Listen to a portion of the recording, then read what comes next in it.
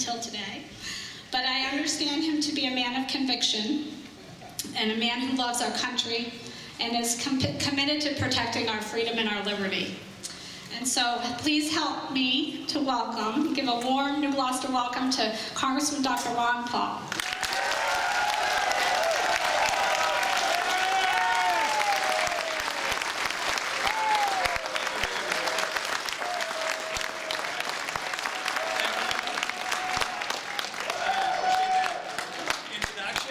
The warm welcome. I want to mention that my wife Carol's with me.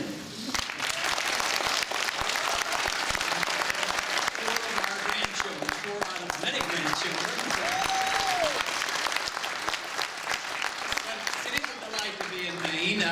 People keep asking me, why do you keep coming back to Maine? I said, well, they're very friendly and they're friendly to the cause of liberty. That's good enough reason to come back.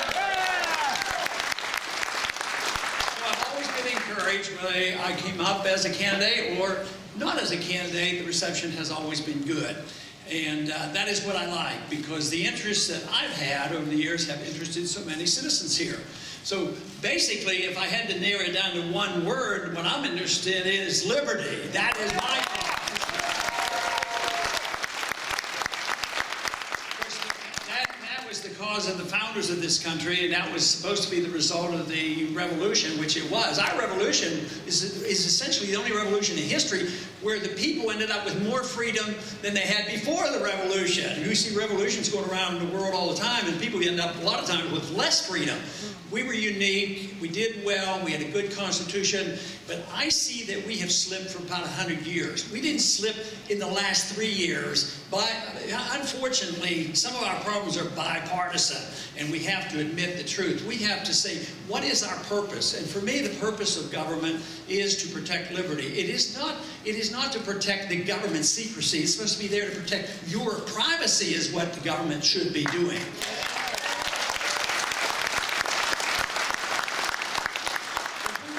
The fact that our liberty comes to us in a natural way, in a God-given way, we get our life and our liberty, we should then be able to keep the fruits of our labor. That's what we should be able to do.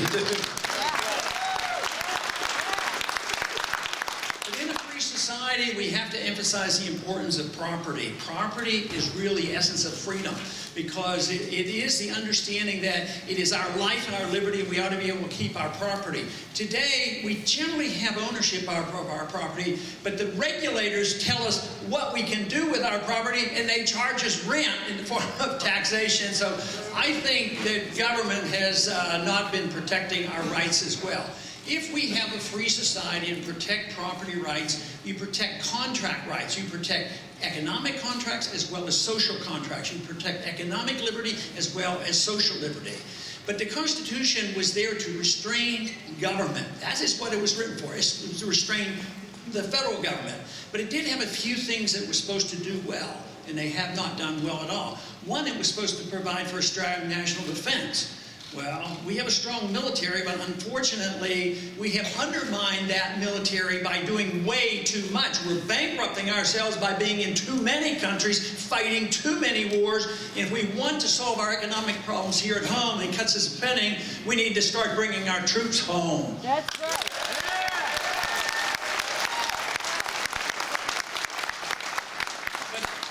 Government spends the money now, and I propose in the first year that we should have a lot less spending, so I want us to cut $1 trillion out of the spending. Which doesn't mean that drains $1 trillion out of the economy. It means you get to spend it and not let the government spend it, because when they spend it, they do harm when they spend it. First, they take it from us, that hurts. Then when they spend it, it hurts too, because it's used for regulations and other things. But we cannot solve our economic problems, and we cannot solve our foreign policy unless we understand another important issue, something I've been talking about for 30 years. It's the reason we have a financial crisis going on right now, the reason it's a worldwide financial crisis, and it's not over yet. And that has to do with the monetary system. We have to have reform of the monetary system. We have to look to the Constitution for guidance. The Constitution says you can't print money. There's no authority for a Federal Reserve, and we should only have gold and silver to back our currency.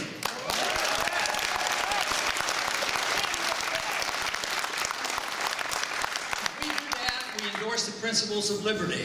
Liberty is the essence of how people can take care of oneself. We have lost our confidence because we have too often over the last decades resorted to government. Government's supposed to take care of us from cradle to grave. Entitlements are rights. We have this obligation to be the policeman of the world. It isn't working. We're now bankrupt. But fortunately, we don't have to invent anything new. We have to just think, where were we at one time? Why don't we pick up the pieces where we left off in this understanding of liberty? Liberty is a new idea, relatively new. And yet, we've had the best experiment, the largest middle class, the wealthiest middle class, the wealthiest society, and guess what? We don't have that anymore. Our middle class is shrinking, the wealth is gravitating to the few. At the same time, people are losing their jobs, and the people who made a lot of money went into bubble formation. They got the bailout. The middle class lost their jobs, and they're losing their houses. The answers are out there. It's in our Declaration, it's in our Constitution, it's the concept of property rights, free markets, personal liberty. If we do those things, we can work our way out of this problem rather quickly. So I hope you will join me in my effort to promote the cause of liberty. Thank you very much.